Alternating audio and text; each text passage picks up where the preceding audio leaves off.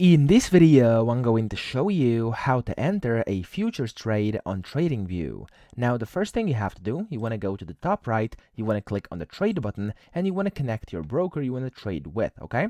So, of course, you have a lot of different ones over here. I do have separate video tutorials on how to connect a few of these. Of course, you can go check that out. I'm just going to click on paper trading over here and use the simulator for now, okay? It's going to be the exact same way. It's just that I'm using the demo money. Now, whenever you do that, whenever you select your broker, then you want to go to the top left over here. You want to click on whatever you are in currently, and then here you are inside symbol search.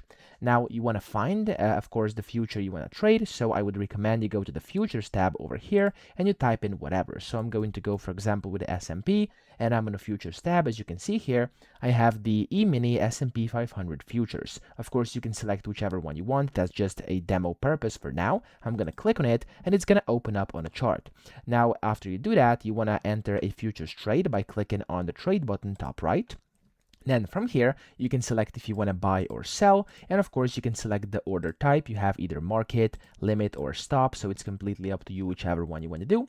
And then whenever you do that, you want to select either the amount of units or USD, percent of balance, etc. And then you can also add take profits and stop losses. And then you can click on buy or sell, okay? So right now, as you can see, the markets are currently off because it's the weekend. So I can, for example, place a limit trade over here. I'm just going to leave it like it is here, and I'm going to click on buy, and I'm going to click on send, and there we go, it's going to go through. Okay, of course you can do the same if you are selling right now, and that's essentially how to enter a futures trade on TradingView. So I hope this video helped you out. If it did, please subscribe to the channel and help me out as well.